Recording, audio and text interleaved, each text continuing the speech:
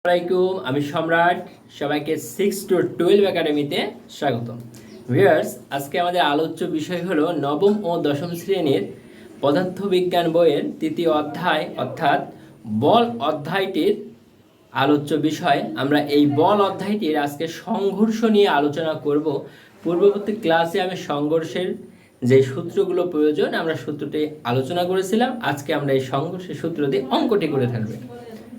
তো ভিউয়ার্স, চলো আমরা ক্লাসটি উপভোগ করে দেখি।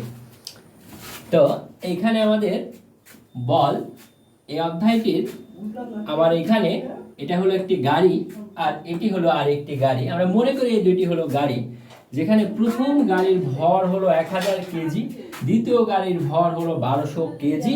প্রথম গাড়ির আদিবেগ হলো 20 মিটার পার সেকেন্ড আর দ্বিতীয় গাড়ির আদিবেগ হলো 18 মিটার পার সেকেন্ড। আসলে এখানে আমরা আদিবেগ না, এটা গাড়ির মূলত বেগ। এখানে আদিবেগ কিংবা শেষ বেগ সেটা মুখ্য বিষয় নাই। এখানে u2 18 মিটার পার সেকেন্ড, অর্থাৎ এখানে u2 মানে এটাই যে আদিবেগ অথবা শেষ বেগ, এটা মুখ্য বিষয় না। এখানে মুখ্য বিষয় হলো বেগ দেওয়া আছে, দ্বিতীয় গাড়ির দ্বিতীয় বেগ, এটি হলো মুখ্য বিষয়। এখানে প্রশ্ন হলো সংঘর্ষের পর গাড়িটির মিলিত বেগ কত। সংঘর্ষের পর গাড়িটির মিলিত বেগ কত। তো আমরা এইখানে দেখতে পাচ্ছি যে এই একটি গাড়ি এদিকে যাচ্ছে, অর্থাৎ বাম থেকে ডানে যাচ্ছে, আবার এই গাড়িটিও বাম থেকে ডানে যাচ্ছে। এই গাড়ি দুটির যদি সংঘর্ষ হয় তাহলে এই গাড়িটি এই গাড়ির পেছনে ধাক্কা দেবে, অর্থাৎ পেছন থেকে সংঘর্ষ হবে।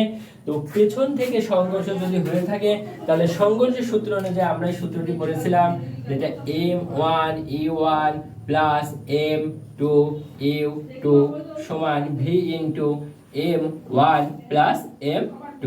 আমাদের এইখানে এটা যে আমরা দেওয়া আছে এখানে সেটা হলো m1 অর্থাৎ এই প্রথম গাড়ির ভর 1000 কেজি, m2 দ্বিতীয় গাড়ির ভর হলো 1200 কেজি, u1 প্রথম গাড়ির বেগ হলো 20 মিটার পার সেকেন্ড, u2 হলো 18 মিটার পার সেকেন্ড, এটা দ্বিতীয় গাড়ির বেগ।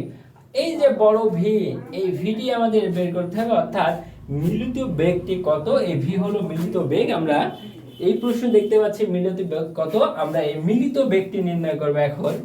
তো সূত্র অনুযায়ী আমার এখানে m1 u1 plus m2 u2 সমান v into m1 plus m2। আমার টার্গেট হলো এই v বের করা। v বের করতে হলে v কে বামে আনতে হয়, তাই পুরো সমীকরণটিকে উল্টিয়ে নিলাম। v বামে আনলাম, v into m1 plus m2 আর m1 u1 plus m2 u2 পুরোটাই আমাদের বাম থেকে ডানে চলে আসলো। এখানে v into m1 plus m2 এটা গুণে আছে, এখানে এটা আমাদের ভাগ হয়ে যাবে।